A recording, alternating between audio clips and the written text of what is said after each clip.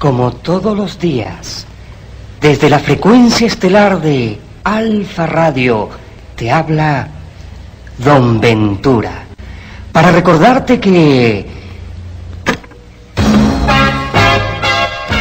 tú eres tu destino. Buenos días, Lima.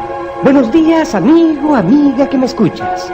Empieza un nuevo día y tú seguramente te preguntarás, ¿cómo me irá hoy? ¿Tendré suerte? ¿Me espera un día bueno o malo? Pero escucha, cambia todas esas preguntas por esta otra. ¿Qué voy a hacer yo para que el día de hoy sea mejor que ayer? Esa es la cuestión. ¿Qué hago yo por mí mismo? Tú con tu esfuerzo eres el único que puede convertir un día malo en uno bueno. Porque tú eres tu destino. Respondo a la carta de la amiga Pilar N, que se queja todo el tiempo de su mala suerte. No, Pilar, lo que a ti te ha faltado es coraje, decisión, empeño para salir adelante. No has logrado terminar tus estudios, es verdad, pero pudiste seguir luchando. ¿No me crees? Déjame que te cuente una historia. Este era un hijo ilegítimo que nunca vio como tú a su padre, que nunca aprendió como tú a leer y escribir, que pasó su infancia en la miseria, entre la basura, criando chanchos. Pues bien, ese hombre nunca se resignó a esa vida. Luchó por su destino y con los años llegó a dominar uno de los imperios más vastos y ricos de la historia. Su nombre, Don Francisco Pizarro, el fundador de esta hermosa ciudad. Y como él existieron y existen muchos otros que no se conformaron y vencieron a la adversidad, alcanzando éxito, fama y fortuna. ¿Dónde está la suerte? ¿Quién la ha visto? ¿Quién la ha tocado? Convéncete, querida Pilar, la suerte solo es el pretexto de los fracasados. Todos podemos triunfar si en verdad lo queremos. Todo está en el estado mental, como dice el doctor Barnard. La vida es como un barco que atraviesa el océano. ¿Quieres ser tú el capitán de ese barco? ¿O te conformas con ser un pasajero más? Algo que se deja arrastrar por la corriente. Solo tú tienes la respuesta, porque tú eres tu destino.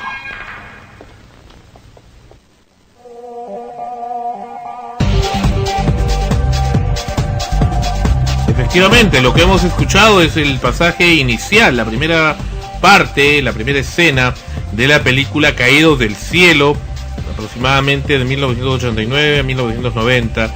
Se grabó esta película aquí en el Perú y la voz que ustedes escuchan es del gran actor peruano don Gustavo Bueno, a quien tenemos en la línea. Vamos a conversar con él en unos segundos. Gustavo Bueno también es grandemente recordado por películas también de los años 80 como La ciudad y los perros, y por supuesto esta gran película La boca del lobo.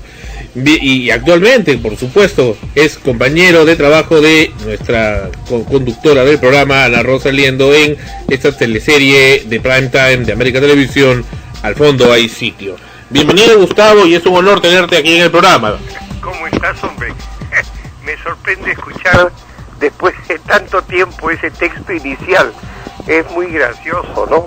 Ah, caramba. Pero muy reflexivo, muy bonito, ¿eh? No, es bonito, está muy bien escrito. Es un guión extraordinario de Giovanna Polarolo y Augusto Cavada.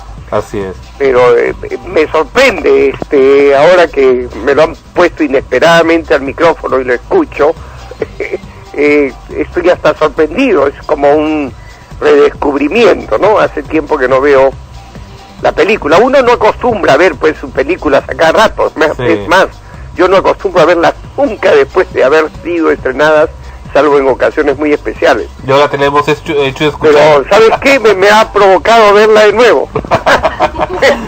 Sí, existe mucha gente, Gustavo, que te sigue, que te admira acá en el Perú como actor peruano, especialmente por la característica que tienes de interpretar a personajes militares o policiales, autoridades, autoridades así con don de mando, como ocurrió en la película En la boca del lobo y también en La ciudad y los perros. Creo que precisamente por eso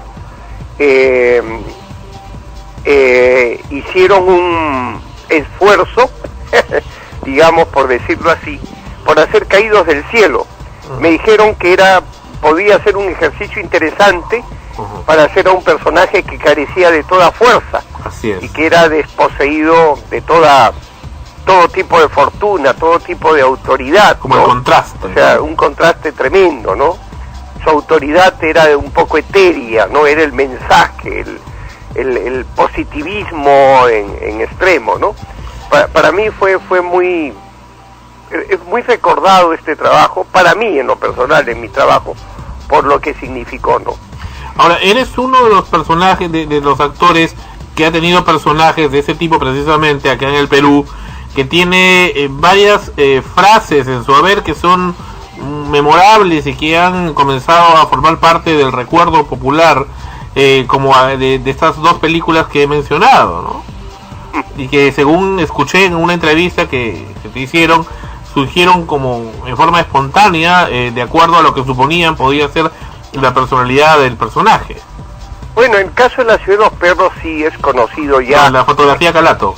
Claro, esa frase no está ni en el libro ni en el guión. Ajá. Estábamos buscando una frase para que los cadetes se impresionaran o rieran en la formación militar. O sea, tenía que ser una frase que respondiera a esa especie de machismo, autoritarismo que hay en el ejército, ¿no? Ajá. Burlón. Y entonces Ramón García recordó algunas órdenes, porque pertenece mucho al comportamiento habitual en los ejercicios militares, en las formaciones y eso, y en la relación jerárquica, decir frases de esta naturaleza, ¿no? Que te golpeen, que te hieran un poco. Y Ramón García recordaba que había pasado por el Colegio Militar Leoncio Prado algunas frases. Y vamos apuntando todo, porque en esa película tuvimos asesores policiales y militares que hacían el trabajo de campo preparatorio a la filmación de la película, llevaban a los muchachos a correr. Me acuerdo que en una de esas, uno de los 90 postulantes a participar en la película se desmayó, los hacían trepar cerros y todas esas cosas. Bueno, los trataban como si fueran cadetes, pues, del Colegio Militar Leoncio Prado. Y en los recuerdos, Ramón decía, nos apuntó varias frases, y una de ellas era esta, o se parecía mucho a esta. Uh-huh. Y entonces nos pareció perfecta. Y hay otra, lo del empleado también, dice, a mí solamente me mira mi mujer y mi sirviente. Claro, Mario Vargas Llosa me dijo, la que sí me pertenece, me dijo, es la que dices hacia la mitad de la película, o cuando estás con los alumnos en el aula de clases, sí. Que me mira, le digo a un alumno y me dice, a mí me miran solo mi mujer y mi sirvienta. Sí. Entonces Mario me dijo, sí me pertenece. Bueno, claro, sabemos que esa le pertenece, pero él no podía evitar que la otra estuviera presente, digamos. Ahora, todo esto te lo digo a raíz de la adaptación teatral que hemos hecho ahora último, donde uh-huh. Edgar Saba me dijo, tiene que figurar esa frase. Uh-huh. Bueno, le dije, bien, espero que a Mario no le disguste, pero Mario ya también está acostumbrado a la persistencia de esa frase. Ahora, el público, bueno, ahora te identifican mucho con el personaje, que es bastante diferente, que desarrollas en Al Fondo Hay Sitio, esa exitosa teleserie de acá en el Perú, pero todavía te recuerdan por esos personajes que has hecho en los 80 que estamos mencionando, y te han identificado por mucho tiempo. Es más, hasta tuviste, me parece, un restaurante en Miraflores que se llamaba La Boca del Lobo. Sí, le pusimos, no era propiedad mía, pero me propusieron la idea de tener no restaurante, era como un bar con tipo así, o español, norteamericano, recuperar la tradición barcística que se había perdido en Lima, ¿no? De la cual mi padre era partícipe. Uh-huh. Entonces, hacer un sitio donde se puedan reunir a partir de las 5:30 o 6, la gente que sale del trabajo y se va y quiere departir y hablar con otras personas y tener un ambiente agradable. Pero así empezó y se convirtió finalmente en una discoteca. Así es. y funcionó muy bien, ¿no? Y Así le puse sí La Boca del Lobo, pero yo no era el dueño, era el encargado de la idea, digamos, ¿no? Y de La Boca del Lobo, ¿qué recuerdas? Pues recuerdo, según lo que he visto, es que los actores estaban en una zozobra muy particular, porque si bien lo habían grabado en la Sierra de Tacna, hasta donde tengo entendido, tenían miedo que vengan terroristas de verdad y puedan hacerles algún problema. No. Nunca tuvimos ningún temor, y además estábamos muy lejos de la zona de conflicto. Se grabó en Tacna, ¿no? Fue en Tacna, en la Sierra de Tacna y en la misma Tacna. Y fue en ese sentido un montaje difícil por lo intrincado de la naturaleza ahí. No sé, pues estás a esa cantidad de metros de altura y en unas condiciones difíciles, porque a ese pueblo no había llegado ni la luz. Nosotros instalamos los postes, eso por un convenio. ¿No había llegado la luz en la vida real, te refieres? En la vida real, sí. Oh. A partir de ese momento ese pueblito tenía luz, tuvo luz. Es que no había modo de hacer la película sin iluminación, por lo menos en el poblado, para las escenas de noche y eso, ¿no? No solo bastan las cosas que tú llevas, tiene que haber de alguna manera suministro eléctrico. Entonces por eso el pueblito quedó tan agradecido y... Que actuaron también en la película, ¿no? Todo el pueblo, sí, creo. Todo el pueblo actuó y el pueblo asumió como suya la película. Qué bueno. Es una cosa muy interesante. Y los invitamos después al estreno que se hizo en Tacna, ¿no? Yeah. Y acudieron muy emocionados. Son como tantos pueblos pequeños, lindos, peculiares y abandonados, ¿no? Abandonados a su suerte que hay en el país. Por eso tuvo tanto sentido hacer la película ahí. Además porque Tacna es la tierra donde nació Pancho, ¿no? Y al final decidió pues hacerla ahí. Y nunca tuvimos ningún temor, porque el área de influencia de Sendero y del conflicto del terrorismo no llegó a Tacna de la manera como se enclavó pues en la zona central del país, ¿no? Correcto. Ana Rosa está con nosotros. Gustavo, ¿qué tal? ¿Cómo estás? Hola, Ana Rosa. Por fin nos juntamos acá en la radio. Sí. Gustavo, tú antes de trabajar con Efraín, también hiciste telenovelas, pero hace ya mucho tiempo, en la época, creo que también trabajaste con Pancho Lombardi en producción para televisión, ¿cierto? Sí, hicimos una productora. Éramos 2 de 4 socios. Con Cine 70, recuerdo que era una productora muy importante, y es todavía, de comerciales y publicidad para televisión. Hicimos y produjimos 5 telenovelas, ¿no? Que fueron fuertes y exitosas en su tiempo, ¿no? Recuerdo una en la que tú eras el protagónico. Si mal no recuerdo, era sí. Mala Hierba. Mala Hierba, claro. Y antes Bajo tu piel, donde José Enrique Mavila hacía el personaje bueno. Ay, tú eras el malo. Claro, yo me convertí en el malo por necesidades de la novela. Al principio no arranqué así. Las novelas tienen muchos zigzagueos, precisamente por su relación con el público. Es como en las series antiguas de cine, me decían, esas que los seriales que uno veía. Si la cosa no funcionaba al principio se cambiaba. Así fue con Bajo tu piel, ¿no? Pero Bajo tu piel la recuerdo con más cariño y todo eso que la misma Mala Hierba, ¿no? Que me hizo sufrir mucho. ¿Por qué? Bueno, eran 2 personajes. Yo tenía que hacer uno de los personajes, pero también una réplica del personaje, por decir algo así. Era un gángster, se supone, y muere, o en un accidente. En realidad no había muerto, pero desaparece, y aparece un doble que lo contratan en el teatro, que se parecía mucho a este tipo, y usurpa pues la identidad de este hombre, no solo en su trabajo, sino en su vida familiar. Entonces tenía que tener escenas conmigo mismo, entonces teníamos que dividir el cuadro, era más trabajo. Realmente mucho trabajo. Pero pues funcionó muy bien, pero digo, fue muy cargante, ¿no? Uh-huh.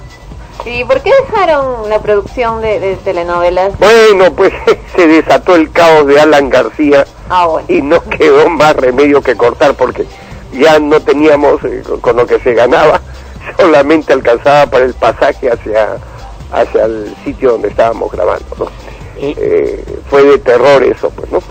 Gustavo, una pregunta muy particular. Este personaje, ese tipo de personajes de autoridad, ¿no extrañas hacer esos personajes? Como que hay mucha gente que espera, ¿no? Dicen, ¿cuándo sale otra vez Gustavo Bueno en una película así? No los extraño. Un actor debe hacer de todo y no, son parte de la vida de uno, pues ya lo hice y eso, si uno quiere verlo, pues pone un video y ya lo ve. Y uno va cambiando. Pero y el teatro, como que uno quiere más, ¿no? El teatro es otra área importantísima, ¿no? Acabo de hacer el general, más autoritario que eso, más terriblemente autoritario que eso, no hay. Okay. Te juro que es mucho más autoritario que el Gamboa, que era una buena persona, o como el teniente de Iván Roca, ¿no? Iván Roca. Tú sabes que Sandro es un súper admirador tuyo, un poco más se sabe la película, te comienza a hablar todo el guión. Sí, ¿no? Espero que sí, Sandro haya ido a ver la ciudad de los perros, ¿no es cierto? Uy. La que hicimos en el teatro. Sí, claro. Claro, no. La que hicimos en el teatro, a eso me refiero. Hola, Gustavo, es Mafe. Hablamos hace un ratito. Te quería hacer una pregunta, no es un poco menos relacionada con el tema de actuación. Estaba leyendo una entrevista tuya y me di con la grata sorpresa de que te gustan Los Miserables. Y te gustan Los Miserables de Víctor Hugo. Es la obra más fascinante que he leído en mi vida. Sí, a mí también me encanta, soy una gran fan, por eso cuando la leí me emocioné mucho. Y te quería preguntar si te gustaría, o si alguna vez has pensado participar en una puesta en escena de una obra así de Víctor Hugo, o una obra con personajes más... Mira, Víctor Hugo no escribió obras para teatro. Claro. Todo lo que se ha hecho de él son adaptaciones, y en el cine funciona muy bien. Y bueno, se han hecho adaptaciones incluso musicales, ¿no? Los Miserables en Broadway, todo.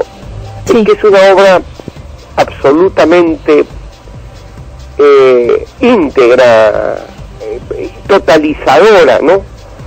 La tarea de Víctor Hugo fue inmensa, pero tenía el talento suficiente para eso, para recrear una época y para dar una visión de la dimensión humana que trasciende a través de los siglos, ¿no? Esa obra va a ser una de las obras más grandes de todo el universo literario en cualquier época. Claro. Esa es la emoción profunda que te causan Los Miserables, ¿no? Sí, en verdad sí. Yo lo he leído y en verdad es espectacular. Justamente... Y sus personajes son inolvidables, ¿no? Absolutamente inolvidables. Claro. ¿A ti te gustaría, te preguntaba si a ti te gustaría ser un personaje así, ¿no? Un personaje, además de los personajes que he hecho, un personaje complejo a nivel de esa complejidad, ¿no? De esa complejidad que tenían los personajes clásicos. Bueno, hay miles de obras que tienen complejidades.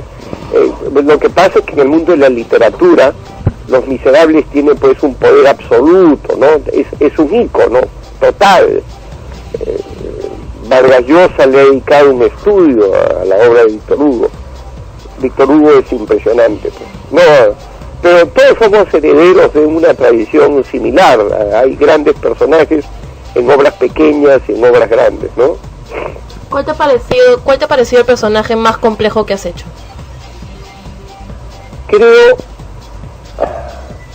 que Iván Roca de la Boca del Lobo le tengo una especial consideración, porque es un tipo que está entre la cordura, el deber que tiene que cumplir y la paranoia, ¿no?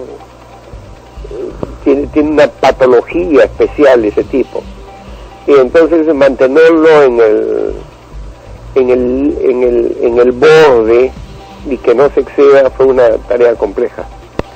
Y que sea creíble su reacción final, ¿no? Uh-huh. La parte final cuando se juegan a la ruleta rusa. No solo eso, sino todo lo que antecede a su decisión de ejecutar a esta gente, matarla. Claro, dado el caso, obviamente. Dado el caso, o sea, ¿cómo creer que un personaje así en determinado momento se asoma a ese precipicio personal que significa adoptar una decisión de esa naturaleza? Entonces, el proceso hacia eso, y que sea creíble, creo que era un proceso que trabajamos muy cuidadosamente, o sea, tratando de no equivocarnos, ¿no?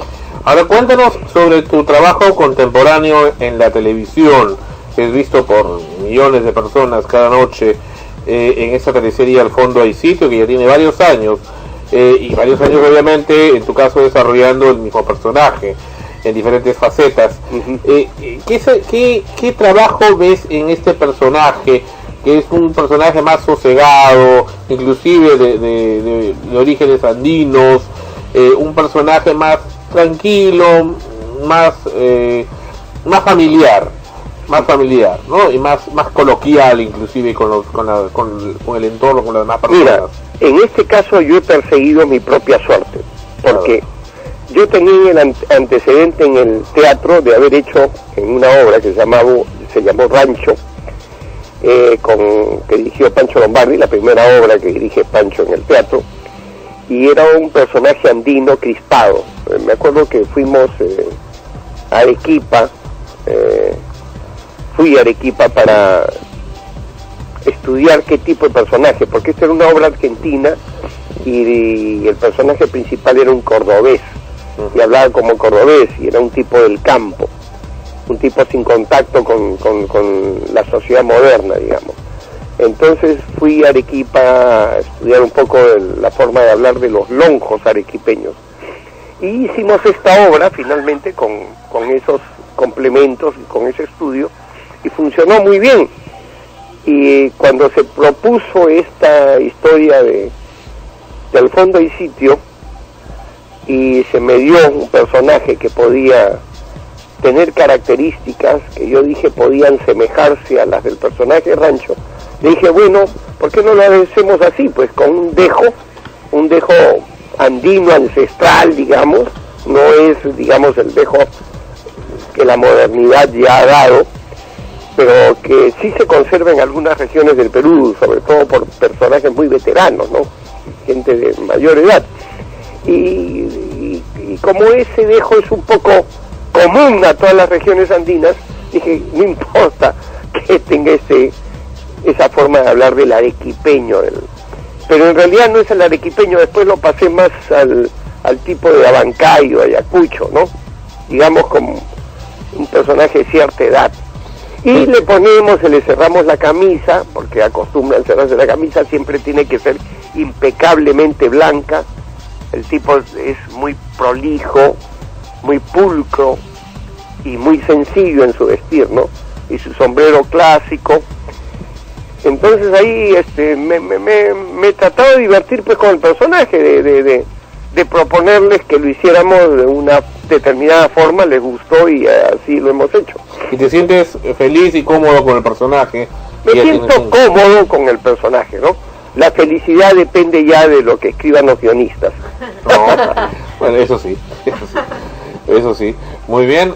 Gustavo, te agradecemos por tu tiempo, pero no queremos irnos sin antes escuchar una parte bien interesante de esta película La Boca del Lobo, para que nos comentes al respecto, que es precisamente una de las ocurrencias que también tuvo esta película. Tenemos aquí a continuación, vamos a ver si lo tenemos listo.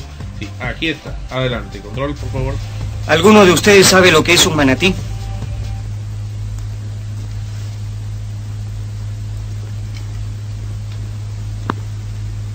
¿Nadie sabe? ¿Usted, sargento? No, teniente. El manatí era un mamífero de río, un poco parecido a la foca.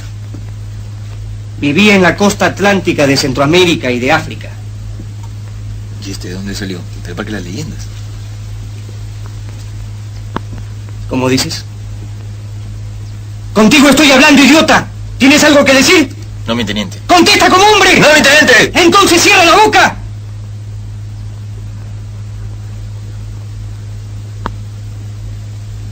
Decía que los manatíes vivían en la costa atlántica. Y digo vivían porque hoy quedan muy pocos ejemplares. Los cazaban para aprovechar su carne y su grasa. Los manatíes salían en manadas a comer hierbas a la orilla del río. Ahí los encontraban los cazadores. Entonces escogían a uno de ellos. A uno nada más. Y a ese le clavaban el arpón. ¿Qué creen que hacían los otros entonces? ¿Se escapaban? ¿No? Se ponían a llorar por el compañero herido y lo rodeaban tratando de ayudarlo. Eran muy leales, ¿no? Pero muy cojudos también, porque de ese modo los mataban a todos. Le daban toda la ventaja al enemigo. Por eso es que hoy casi no existen. Muy bien, esta es una escena, una parte de esta película La Boca del Lobo, efectivamente es del año 1988. ¿Qué recuerdas, Gustavo, sobre esta escena?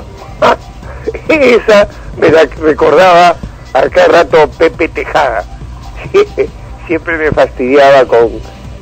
y Bruno Dar, ahora, que me dice, ¿sabe lo que es un manatí? Cada vez que entra al camarín me ve, dice eso. Eran muy leales, pero muy cojudos también, ¿no? Él recuerda esa frase y le gusta mucho. Bueno, pues, eso es el cine, ¿no? Tiene esa fantasía evocadora. ¿Quién inventó eso? ¿Ah? ¿Quién trajo esa historia? No, esa es un producto de los guionistas. Eso fue guion, no fue como en el otro caso. No fue para nada como el otro caso, esto ya existía ahí, estaba en el guión, un guión magníficamente escrito por Giovanna Polarolo y Augusto Cabano. Correcto, sí, porque algo de una de esas películas no han hecho una especie de gag en El fondo hay sitio, hace muy poco, pero lo hicieron con otro de los personajes cuando estaba el personaje de Don Gilberto presente. Sí, pues también todos, como para los que conocen, ¿no? Sí, pero en realidad, claro, todos se divierten porque un poco el universo en el que vivimos, tú eres artista, tu mujer también, tu novia también, nos divierte estos recuerdos. Supongo que a eso se debe esta entrevista también, ¿no? De algún modo es divertido y todos compartimos un mundo, y eso es lo que hace la vida pues disfrutable, ¿no? Los recuerdos, digamos. Así es. Bueno, y recuerdos en este momento con todo el público, con toda la audiencia que te quiere y te recuerda, por supuesto, y siempre está al tanto de tu trabajo, Gustavo. Gracias, Sandro, por tus palabras, me siento muy halagado. Que es verdad, por supuesto. Gustavo, muchísimas gracias por habernos honrado unos minutos de tu vida, de tu tiempo con nosotros aquí al aire en el programa En Extremos, episodio número 206, y será hasta muy pronto, y hasta siempre en realidad en la televisión y en las películas que han quedado para siempre en nuestro recuerdo. Gracias, Sandro, muy agradecido por esta entrevista. Gracias, Gustavo, nos estamos viendo en la semana. Nos vemos más tarde, claro que sí. Un gran abrazo. Igual, besos. Gracias. Muy bien, un gran beso. Gracias. Muy bien. Ha sido Gustavo Bueno con nosotros en el programa En Extremos, episodio número 206. Sí, pues, recuerdo mucho esta película de La Boca del Lobo y me gusta verla una y otra vez